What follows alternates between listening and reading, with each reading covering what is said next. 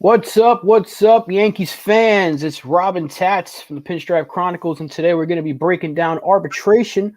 Yankees getting a lot of deals done, except for one. Old Gleyber Torres, the only one that's going to have to go to that hearing over a measly $500,000. We're going to get into that and more right here on the Pinstripe Chronicles.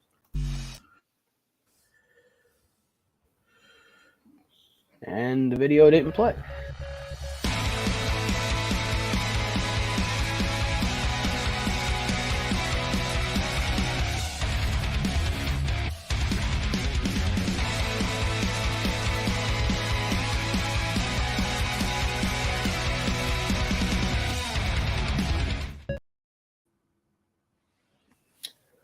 Little technological mishap, but it happens. It happens. It's our first show of the week. What's up, Mazza 4 Train? He's in the chat. What's going on, my man? So, arbitration, it's the most annoying part of the offseason because it's a point where teams can get into arguments with their players if they want to play for them. We saw it last year with Aaron Judge. It was a little bit different because of the lockout, but this year, the Yankees getting deals done with pretty much everybody except for Gleyber Torres. So that's really the focal point here. The difference in money is very, very small. So I don't know why they can't just meet in the middle. So what are you thinking about this whole thing with Gleyber Torres? I think in the long run, it's just that give and take, that the back and forth pull between the two parties. I think in the end, it's going to be one of those that they'll, like with Judge, they'll meet in the middle. It's all going to get sorted out. I don't see them really making a big deal over such a small amount of money. We're not talking about, as wide a gap as there was with Judge last year. So I'm not overly concerned with Torres. I don't think it's enough money to really panic over that. There's going to be a lot of drama around it. Right. And I agree with that. And I think maybe there's a little factor of Gleyber. He probably knows his name is up there in the trade rumors, so maybe he wants to get as much as possible in case he does get shipped out. Obviously, the Yankees are trying to penny pinch here towards the end as they get close to that threshold. They still, from what we understand, want to make a move to try to get a left fielder, or they could just go with what's in-house. So they want to have some money available. But I'm trying to find the number that it was. I think he filed for a little bit over $10 million. Yeah, well, I have everything noted down here. Torres filed for 10.2. The clubhouse offer was 9.7. It's not even a million. You're not even really talking about a lot of. You're talking pennies. It's not going to. I don't think that what he's asking for and what they counted with is not going to take them out of the running for anybody else. I don't think it's that that kind of money that we're talking about. So that's why I'm not overly concerned. The news could break later that they came to the agreement. It's not unheard of. But it's just one of those, of all the players, it is Torres. And he, like you said, he might just be trying to get that little extra because he is on the block. There is a strong possibility that he could be moved. And he just wants to make sure that he gets, wherever he goes, he's going to still be making his money. Yeah, and we're talking about $500,000, and it seems so minimal to even go to a hearing about that. And Brad says that he wants the extra money now that he's found hot dogs. Yeah, I don't know where you're getting a $500,000 hot dog, but it must taste really good. But yeah, I mean they went $7.5 million to Montas, who we can talk about later on today with his injury. Peralta gets 3.3. Holmes got 3.3. Cortes get 3.2.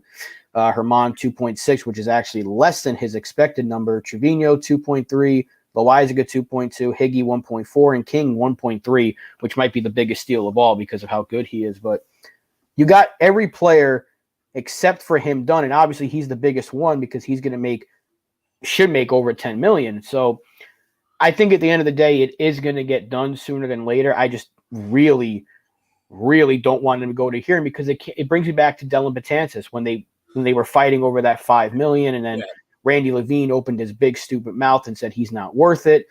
And Dellin Betances was our best relief pitcher for so many years, and every time that they asked him to step up, he stepped up.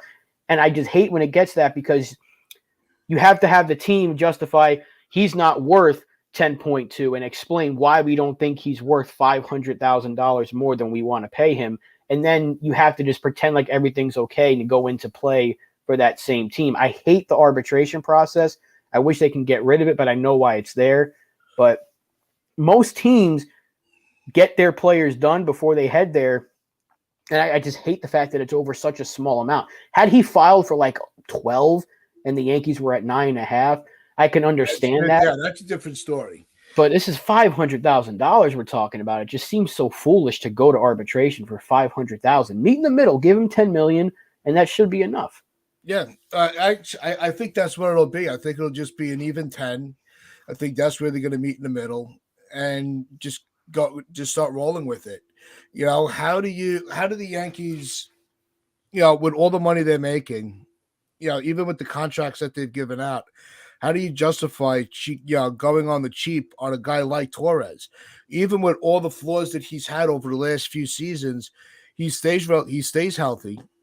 Right, that's a plus, especially in such an injury-ridden team that we've had the last few years. Torres has been reliable in the lineup every day.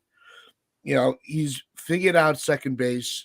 His defense improved. Not going back from shortstop. And his bat is what it is. He's going to be, he's developed into, he's just a streaky hitter with some pop. You know, so that's kind of that guy you want in the middle of your lineup. Just pay the man, you know. And as far as everybody else that they've given the arbitration to, Cortes has been the highlight of it with the $3.2 million. I think it's so well deserved. One of the things that we did talk about, a few months back, was buying out his arbitration, just giving the guy a contract. Because I think he's proven his worth and his value. So the fact that they didn't draw it out on a guy like Cortes, I think really just makes a statement of he is the guy for this rotation and he's not going anywhere. Yeah, I think they want to see it for another year because he had a half a good season in 2021, but he was brilliant all year last year. So if he can finish that or complete that with another good year this year, I think he's got like another 3 years of arbitration. I don't know the exact number, but they should just buy it out like they did with Severino, because Cortes he's too important to this team. There's no reason to go to arbitration with him. And $3.1 million compared to he was making league minimum and he was bounced around between 3 different teams for a while. Mm-hmm. That's a huge leap in money. So I'm so damn happy for him, and you know how he's happy about it.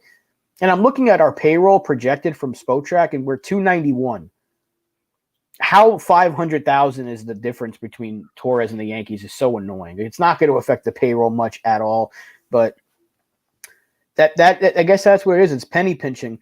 But I'm thinking, because you mentioned other contracts, they're paying Aaron Hicks $10 million, and he's nowhere near the player Gleyber Torres is. So it just seems so foolish that they're going to fight with Gleyber about 500,000 when we're paying guys like Donaldson and Hicks a total of $35 million to be really, really bad.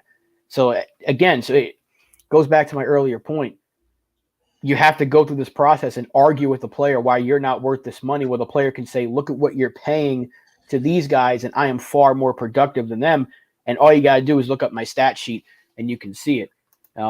Brad says Cortes is a steal at the price. He absolutely is. And the Yankees arbitration offer was more than fair. Yeah. I mean, he's projected almost $9 million. They offered him close to 10. He filed at 10.2. Why can't you just go to 10 and get it over with? Yeah. 10 million for Gleyber Torres is a really good number because he's probably worth more considering what we're seeing other players get.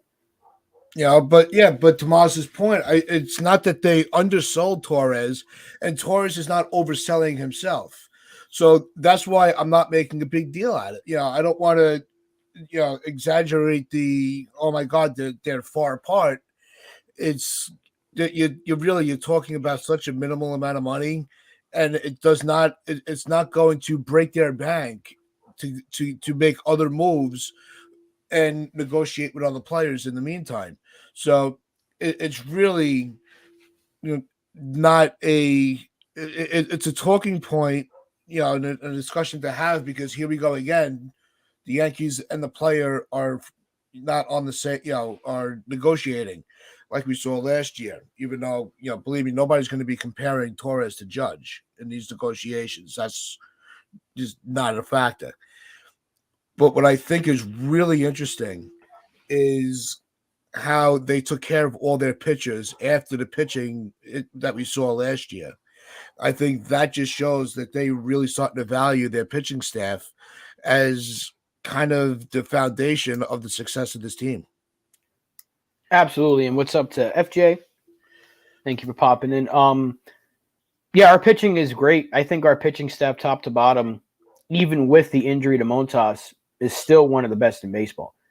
Because Montas, let's be fair, about 75 to 80% of this fan base hated him anyway, despite wanting him.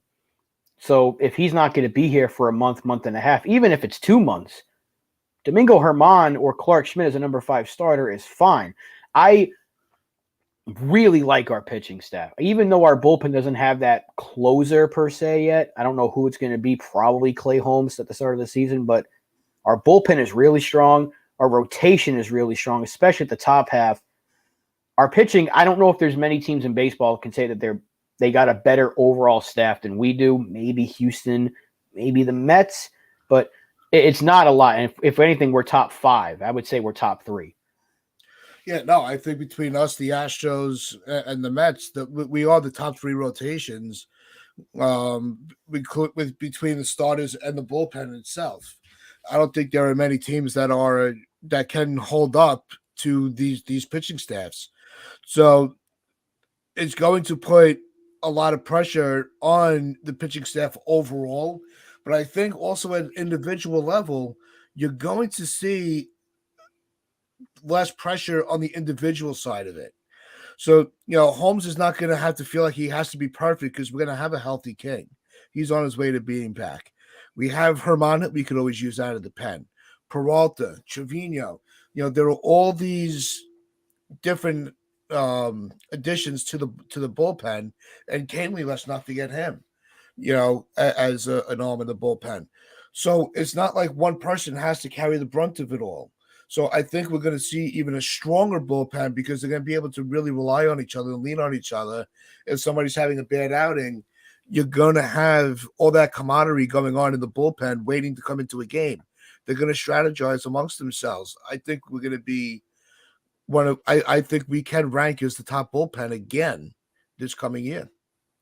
Yeah, it's all about health. And it's about, I think the key factor, again, is Jonathan Loaizaga. His stuff is so disgusting. Obviously, Clay Holmes has filthy stuff. King has filthy stuff.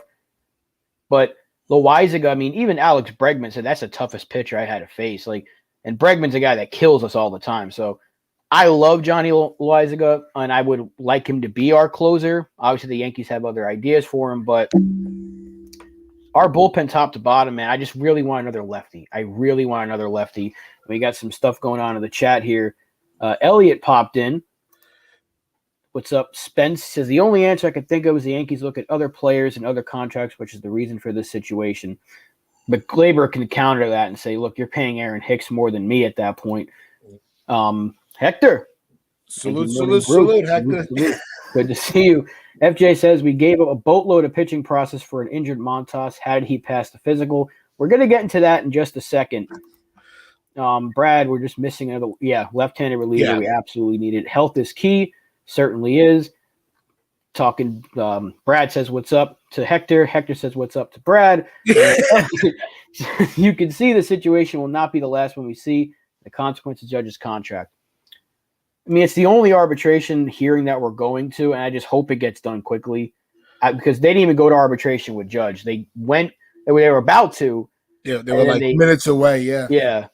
So hopefully they can come to an agreement sooner than later. But let's talk about Montas because everyone is killing, and I mean killing Brian Cashman right now for this trade. He traded all of our pitching prospects for Efros and Montas, and they're both hurt. Efros was our best pitcher before he got injured last year. You can't predict an injury. And yes, Frankie Montas was hurt when they got him, but he still pitched for us, and he still had decent stuff. Obviously, he got rocked. It didn't work out in half a season. if he pitches for us this year after the first, I say he's going to be out at least 2 months. So I think he'll be back in June, maybe mid-June, whatever. I want to play it safe. But everyone was screaming for a pitcher last year. They said, you have to go get a pitcher. And before the season, remember what it was? It was either go get Manaea or go get Montas. Get one of those Oakland starters. Manaea went to San Diego. So what did everyone say? Go get Montas. Trade deadline comes around. Seattle wants the world for Castillo. Cashman says, I'm not giving those guys up. Okay, so what does everyone say? Montas is available. Go get him. I wanted Rodon. I also I was perfectly fine with Montas. We make the trade with Oakland. And I'm going to say this. Everyone was bringing up the Sonny Gray trade.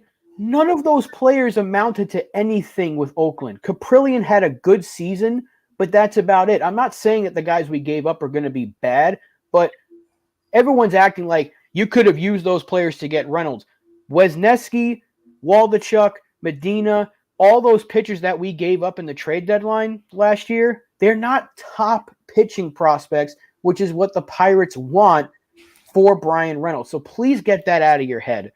I think the one pitcher that we could have, if we, had a time machine to bring back to use with the Reynolds trade would be J.P. Sears. I think that's really the only one of all the guys that we gave up. Maybe Waldichuk. But with Montas, like you said, we were all clamoring, we have to get pitching. You can't predict injury, So, and we've traded for injured players before. And why is it? Because he's pitching, and position players are two different components. When we traded for Bader, everybody was screaming, why? Well, I was screaming. How could you give up pitching depth for an injured player? Well, it worked out for us in the postseason because we would have been absolutely embarrassed if it wasn't for Harrison Bader on that roster. The same thing with Montas. I think a healthy Montas, once he gets back, is going to be able to hold his own and be a big contributor to this staff. So we've dealt with injured players before. We can't just be biased saying because he's a pitcher and from Oakland that he's going to automatically be a bust. We haven't seen it yet. We haven't seen the downfall of Montas yet. We've just seen him had a little bump in the road to being a contributor. Right. Absolutely. And Brad says it here. Montas was the pivot after Castillo's price was too high for Cashman. Yeah. And people are going to attack Cashman for not getting Castillo, but people have to realize they wanted Volpe and Peraza. We're not giving them up. He's not trading these guys. He's not doing it. So everyone's saying you should have got Castillo. Seattle didn't want our guys. What can you expect Cashman to do? Force him? You want him to go to Seattle with a gun and say you're going to take this trade? Because look at what they got. Look what they had to give. I'm sorry, Cincinnati. But look at what they had to give up. Seattle had to give up their top two of their top three prospects and three of their top five to get Castillo. The Yankees farm system would be gutted if we did that. And we wouldn't have a shortstop this year. So, you're going to sign Correa. The Yankees don't want to spend the money because they knew they had to spend it on Judge, and they really wanted Rodon. And FJ brings up the fact that Cashman, yes, he almost had Pablo Lopez. He was this close to getting Pablo Lopez, and that fell off. And Brad Sears was the only pitcher that had pitched at MLB level. But even J.P. Sears was an unknown going into the season. He was a guy that was giving you 4 or 5 innings. He's not a top pitching prospect. He's not. He was a guy that Pittsburgh would have took in a Reynolds trade. It's like, okay, he's got major league experience, but I don't think he's even that guy either. So do I think that the guys we gave up would help in a Reynolds trade? Sure, but they're not the players that the Pirates want. They keep talking about they want a Bobby Miller type pitcher. None of those guys are Bobby Miller type. The one guy that we probably could have used, but he's hurt, is Luis Gil. Had Gil been healthy, he would have been a perfect player to trade for Brian Reynolds because he's got better stuff than all of those guys. Wesneski, Waldichuk, Medina projects to be a bullpen arm. Waldichuk and Wesneski are probably going to be like middle rotation arms at best, which is fine. But everyone uses this to attack Cashman, and it's like, this is the worst trade he's ever made. He traded for Javier Vasquez twice. So, like, I know last year he had some bad moves. The Twins move was horrible, but the Montas trade was not bad. It really wasn't. It's just unfortunate that the guy has another injury to deal with. I don't think he had inflammation last year when we traded for him, but then he got hurt again down the road, and that's the lingering issue. So it's annoying that people are going to use that. And I don't even like Brian Cashman, but I got to defend him here. It was a good trade. You needed a pitcher. He got a pitcher, and he should have had another one, as FJ brings up. He was supposed to get Pablo Lopez. But that's what drives me crazy with a lot of the Cashman vitriol that the fans spit out is when we want that guy, or we pivot to a player that we think would really contribute to this team, and he goes and he makes the deals to get them while still holding on to his top guys. We think, oh, what a great trade. Oh, he pulled off the Montage trade. Oh, we needed a pitcher. That's awesome. And then as soon as he gets, as soon as there's an injury, into play, this GM sucks. We got to kick him out. We need a new voice. We can't have it both ways. Players are going to get injured. You're talking about a percentage of athletes that are at the top peak of athleticism that are going to break down. It's not like it was in the 40s and 50s where everybody played hurt. Even in the 70s, you sprained your ankle, all right, you didn't hustle as much around the bases, and you were back on the field the next day. You weren't sitting home for a month, because you tweaked yourself. You got back out there. The money that's being invested into these players, the teams are going to be cautious and not rush them back onto the field. We said it many times when there were injured players. Don't rush them back. We need them long term. Well, this is what we're dealing with. This is the hand that we're dealt with Montas. We're going to have to deal with it and cross our fingers that it is just an injury and he will be able to regain his form. I mean, yeah, they're saying he's coming back in May. The expectation is May, but I don't think it's going to be the case because we're talking about inflammation that we've seen. Player gets diagnosed with that. They go, oh, he's going to be back in a month, and then he misses like 2.5. So if they have to play it safe because he's way behind on his offseason training as well because of this. So he's going to need an extended spring training, bullpen sessions. He'll probably have a rehab assignment. I'm thinking June, but if you can say we're going to add a hopefully healthy Frankie Montas in June, the top 4 of this rotation should be just fine. Cole, Rodon, Sebi, Cortes, and then Herman was fine as a fifth starter last year, and Clark Schmidt can handle it as well as a long man or a fifth starter. So I don't understand the uproar, and it's something that Elliot brings up here. The fans wanted him. I don't know what the sushi's about, but yeah, they want him. They wanted Montas. Is he using text to speech again? Yeah. Montas was. Listen, that's dedication to our show right there, and he's using voice text while he's on the road. Yeah, not surprised at the bumps in the road that are baffling, befalling. I can't read today. Even if he gets healthy, there will be another bump, possibly. Well, you know what? So what? So it takes him, like you said, say it takes him 2 months. When you have other guys that can step into that fifth spot, whether it be Herman or Schmidt or insert somebody else, is it really damaging the strength of our rotation? No, it's really not.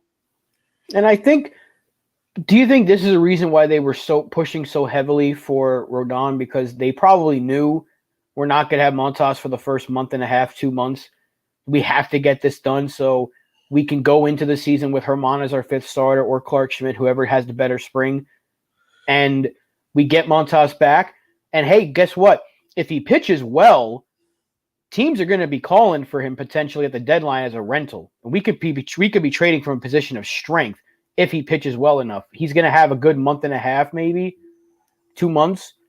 Who's to say that he won't have a good 2 months as the fifth starter with no expectations coming back from injury, and a team might want him as a rental? Guess what? Cashman makes up for it, gets some prospects back for him, or get some help at the major league level. You can trade strength from strength. We've seen that happen before. Maybe the Twins, if they hold on to an outfielder, or the Diamondbacks are in contention and they have a surplus of who knows what's going to happen. But you can't say just because he's going to miss the first month potentially, this was the worst trade ever. Brian Cashman sucks, because he got a player that you wanted. So you really have to pick a side. This is my biggest issue with the fans is they ask for something, Cashman gives them that thing, and now they're mad because the players he gave up could have been used in another trade for Brian Reynolds. And this is everyone wants Brian Reynolds now because he's the talk of the town when not a lot of people knew of him until 3 months ago. Yeah. But just be honest, not many people knew who Brian Reynolds was until a few months ago when the Pirates, or when it came out that he asked for a trade. That's it. So it's just what the fan base does, and it pisses me off. Yeah, and that's where a lot of shows like ours and other content creators, like the Morning Brew and 4Train, Chris Rodriguez, when we bring players to the light that we think will be a factor, and then the rest of the fan base catches on to it, they get it's almost an obsession, and they don't really step back and be like, all right, is it really worth the price that we're going to have to pay? Is this a player that's going to put us so over the hump? And I think that's also, if you rewind it back a little bit, where Rodon comes into play. I think that he was going to come into this team regardless. I think even if Montas was completely healthy and had a good second half with us last year, Rodon was still coming over to this team. So I don't think that was Rodon was a pivot because they knew that that Montas was hurt. I think that this was going to be the rotation. This was their plan all along. Yeah, then Hal Steinbrenner always says it. Cashman always says it. You can never have enough starting pitching. And last year we had to trade one to get an outfielder because we needed an outfielder. We needed Harrison Bader in the playoffs, and he came over, as you mentioned earlier. We had to give up Montgomery. And now everyone wants to turn back the clock and say, well, you could have just kept Montgomery and not traded for Montas, and you wouldn't have this issue. But we also wouldn't have had a center fielder last year in the playoffs. Mm-hmm. So everything happens for a reason. Hopefully, all we can do at this point is just hope that he comes back healthy. If it's May, great. If it's not, if he comes back in June, fine. And he just pitches well to a point where either he's going to help us come October or he's going to be used as a good trade piece to get some help for this team for the playoff push. That's all you can hope for at this point. Instead of just sitting and crying about it and complaining all day on Twitter that Cashman sucks, just hope for the best, because he was your number 5 starter. When we traded for him, he was supposed to be the number 2. Now he's going to be our number 5. So we're all crying about, you gave up all these prospects when – let me ask you a question now, because when was the last time a pitching prospect that we traded turned out to be anything remotely special? Because people were complaining that we traded Miguel Yajure and he just got let go. When was the last time we traded a pitching prospect that turned out to be so good for so many years? Because Kaprelian was good for 1 season, maybe a season and a half, and he's fallen off a cliff. I really can't think of anybody, not off the top of my head like that. I mean, I think the only one that I really expected to just have a phenomenal career, actually, the 2 people come to mind. Ian Kennedy, I thought was going to be a really solid starter for a long time, and he was legit. He wasn't an embarrassment, but he didn't reach that superstar level. And the other one was David Phelps. I thought was going to be a big piece for a team, and he didn't really. He just bounced around also. So FJ brings up Jose Rios in 1991 for the Reds. All right, but 30 that's not a name that really, you're not talking like a Clemens or a Cone. So that's not even a Cashman move. Like, I understand what you're saying, but yeah, that's a long time ago. Yeah. It's Damien brings up Cashman traded for him knowing he was already hurt. I can't speak for the rest of the fans, but that was what's pissing me off. I get that. Look, I understand the frustration of trading for an injured player, but he did pitch for us, and we saw some flashes. I do believe the Yankees used him poorly because they don't use pitchers to their strengths. Yeah. Maybe it's more of a thing that he's got a good splitter. He's got a good breaking pitch. He's got an excellent fastball, but the Yankees are making him pitch differently. Maybe that messed up his arm. I don't know, because he was pitching when he came back. When he came to us, he had the family issues and he was dealing with an injury. They said he was healthy. He got better down the stretch, and then he just struggled. Maybe they messed with his arm.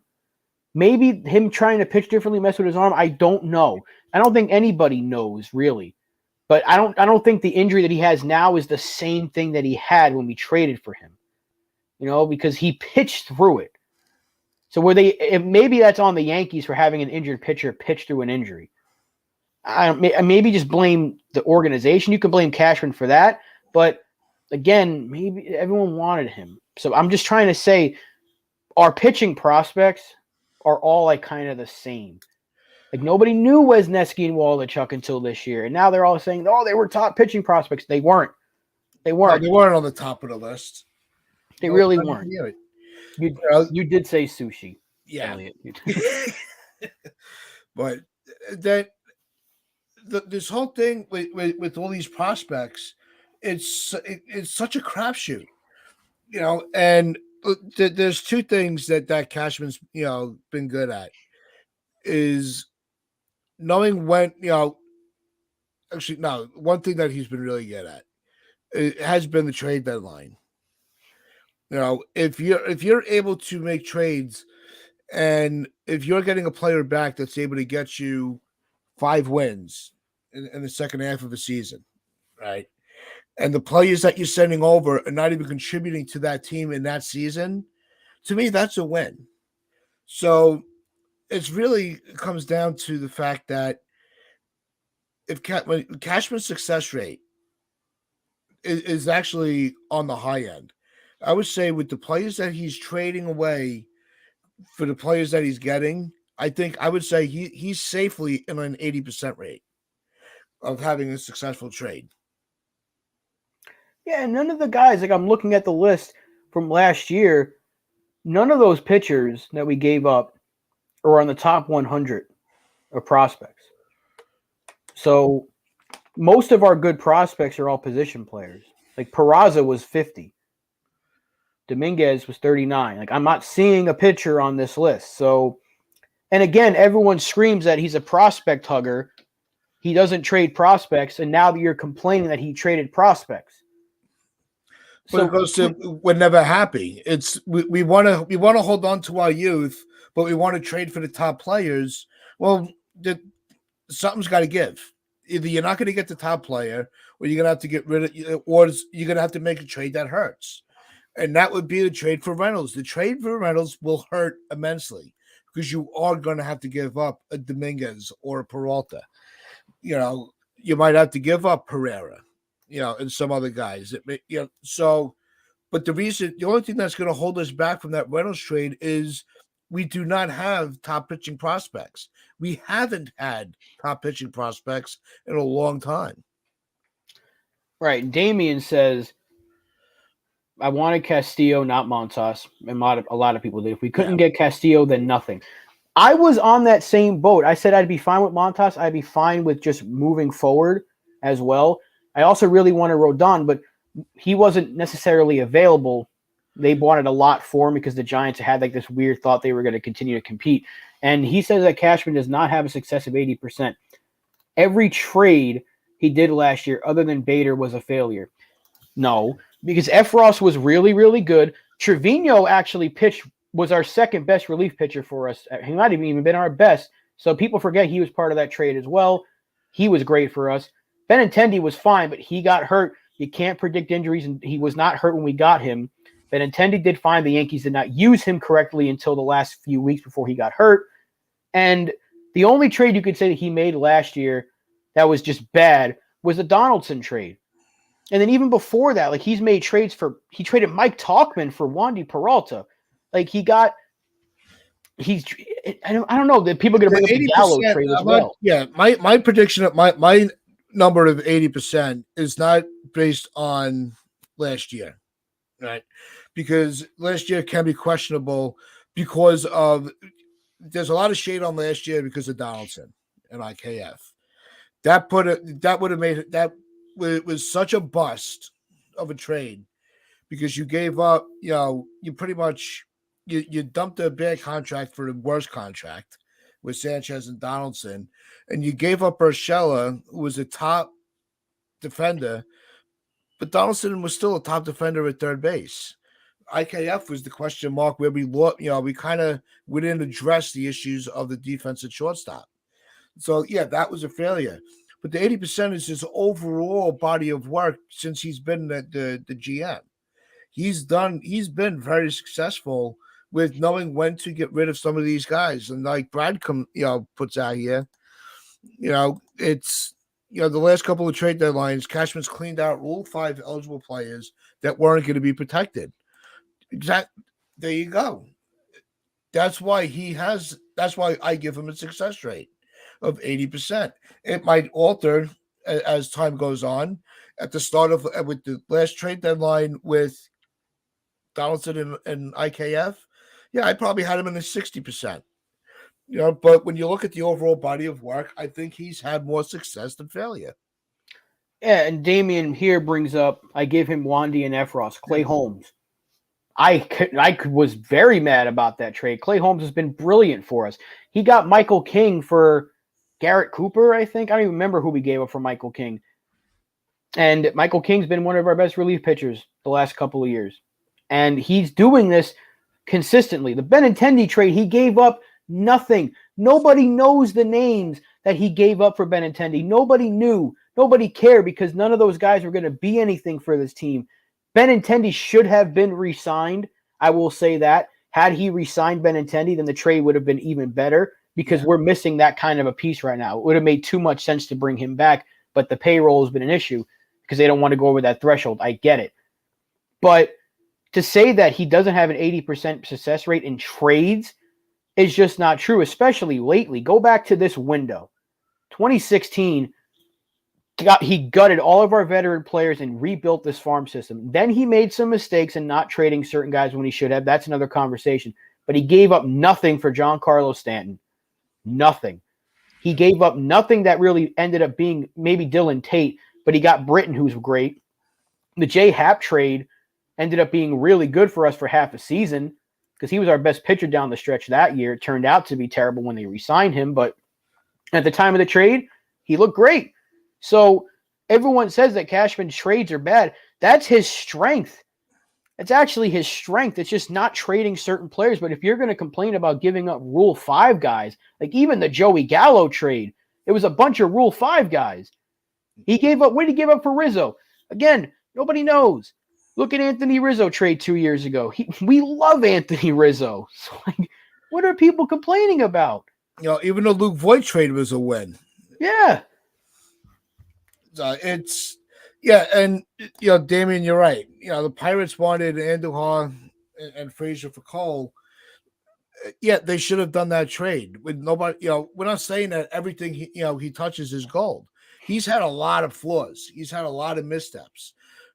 Extending Chapman's contract was a mistake. Bringing over Donaldson again, huge mistake. That really caused a lot of problems in the locker room. Not just to play on the field. Donaldson is not a liked player within the league. So why would you bring that into into a clubhouse that's aiming for a championship? Why would you disrupt that, and upset the apple cart like that? Yeah, that was a failure. But I think overall, it's just one of those. Cashman seems to know which players are going to go into the Rule 5, and those are the players, those are the cards that he plays with, and he's very good at it. Yeah, and obviously, we're talking about that Pittsburgh trade, and FJ brings up a really good point about the fans here because people wanted Tauchman to stay. He had a few solid games in 2020 and 2019, and everyone's like, you can't get rid of him. Who is Mike Tauchman now? Isn't he playing? I think he's playing in Japan, actually. He's in Japan, yeah. So there you go.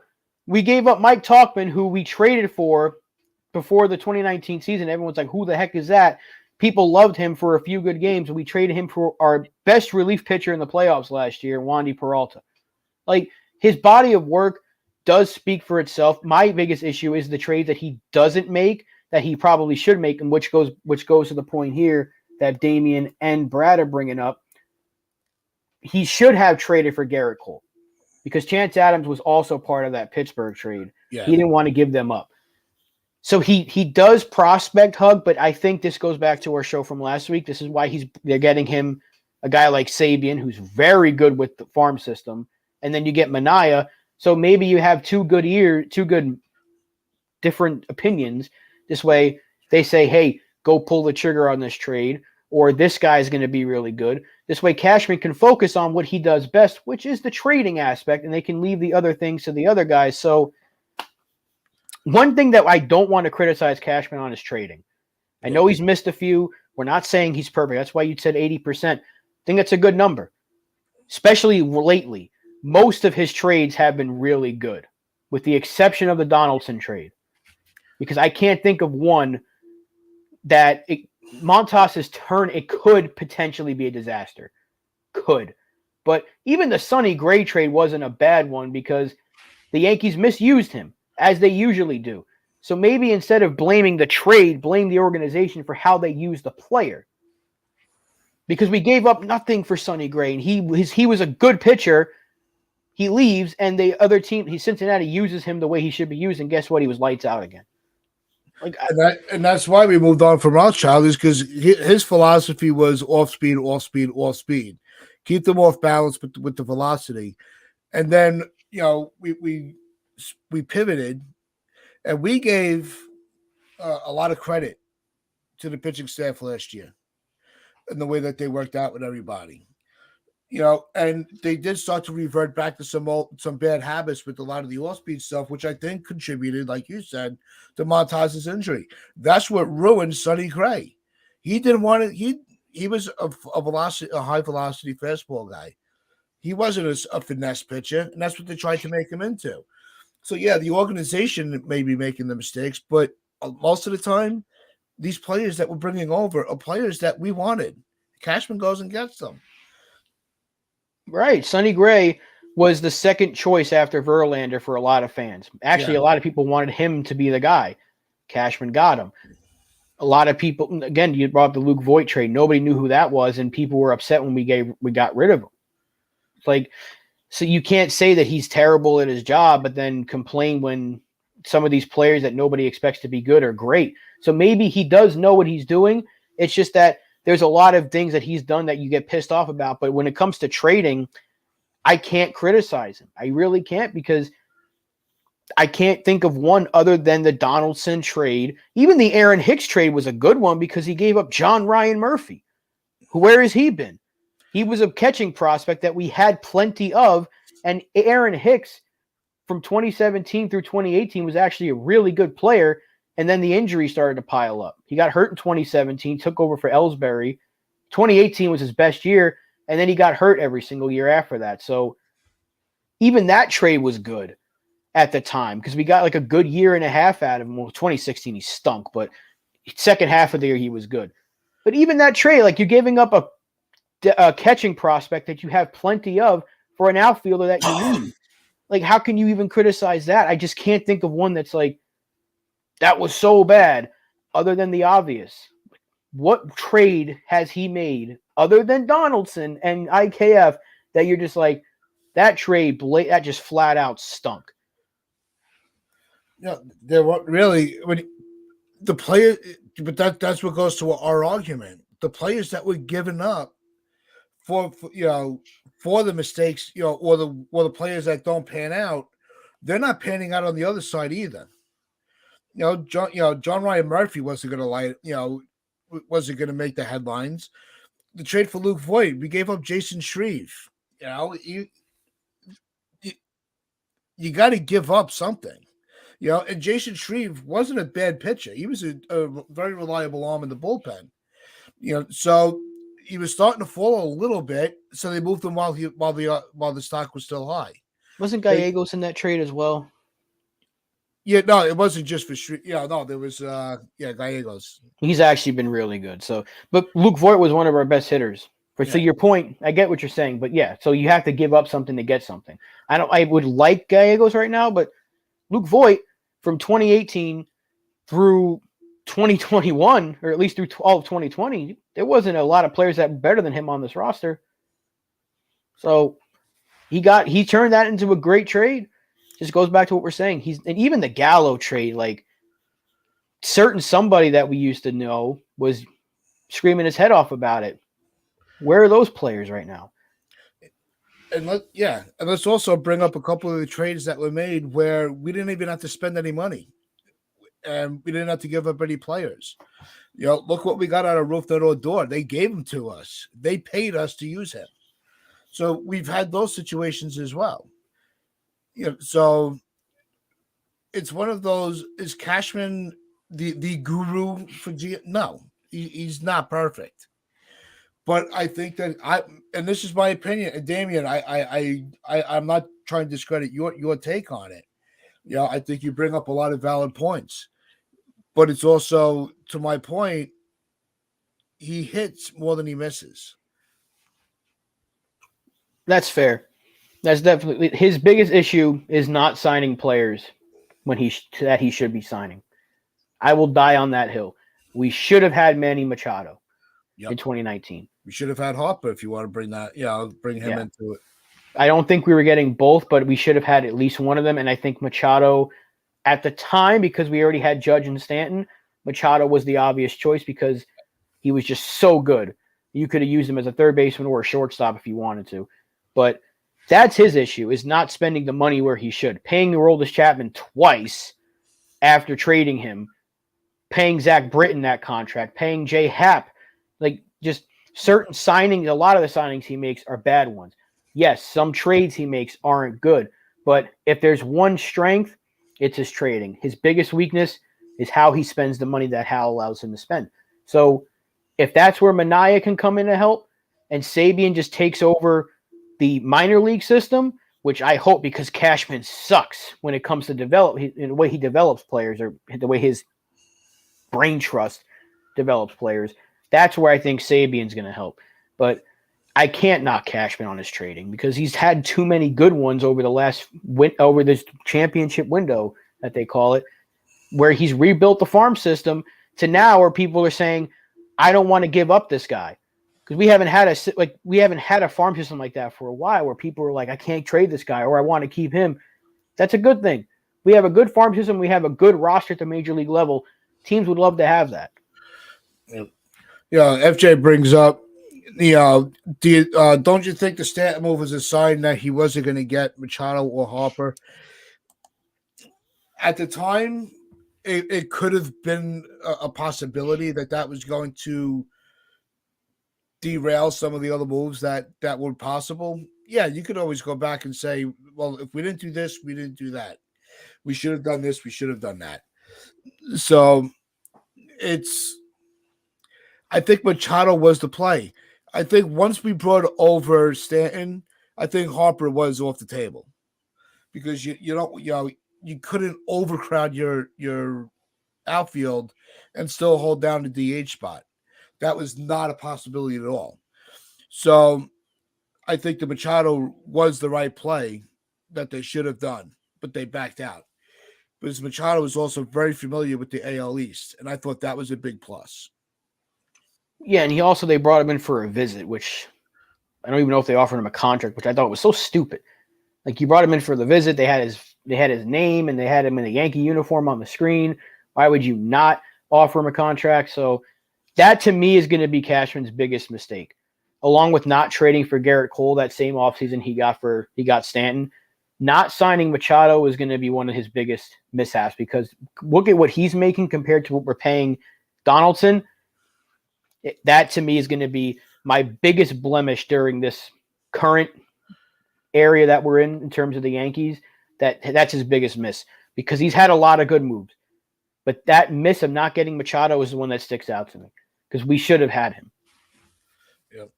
Yeah, we have MH in the chat. What's going on? We haven't seen you in a long time. Yankees and Mets are in need for another fielder to be over the top. And then he comments, he goes, if the Yanks are in the NL, they definitely make the World Series.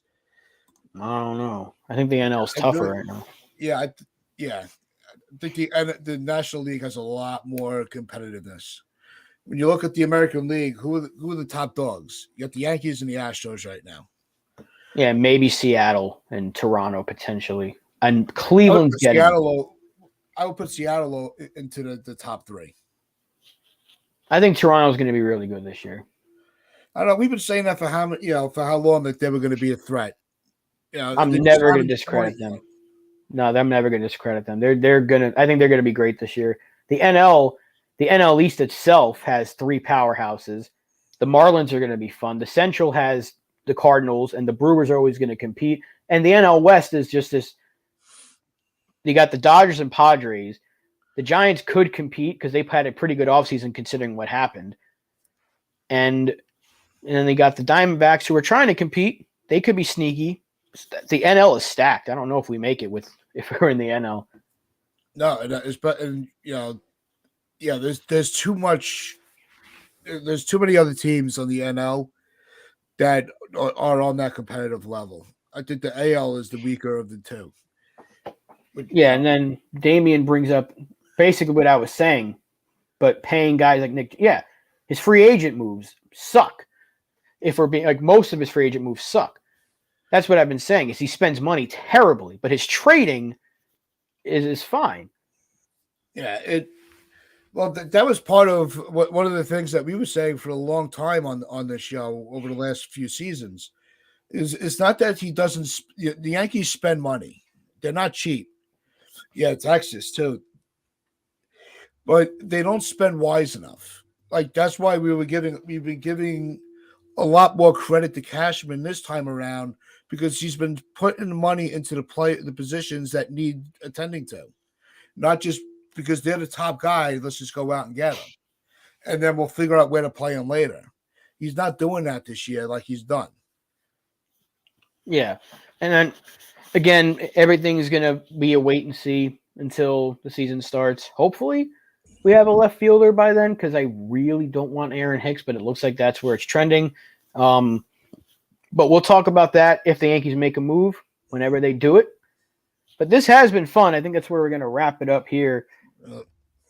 Damien, we always love a good debate. Thank you for being in here with us. MH, Elliot, Brad, FJ, Hector popped in. His show is going to be starting in a few minutes as well. Did I miss anyone? Mazza was in here at the early start. Haven't seen Chris in a little while. Hopefully we see him soon. FJ here says, in fairness to Cash, everyone wanted Pavana, but Bobby Valentine warned about Igawa. Yep. Maybe you should have warned. Maybe should have listened to Bobby Valentine.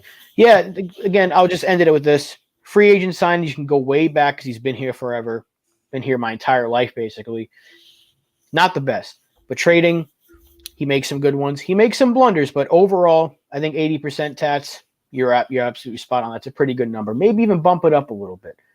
But that is going to wrap it up for us here on the Pinstripe Chronicles. Be sure to do all the good stuff, like, share, comment, subscribe. Follow us on Twitter. Follow the ladies from the Upper Deck on Twitter as well. Check them out every Sunday. And we will see you all soon. And as Bobby Tats always says, wear those pinstripes with pride and play hard.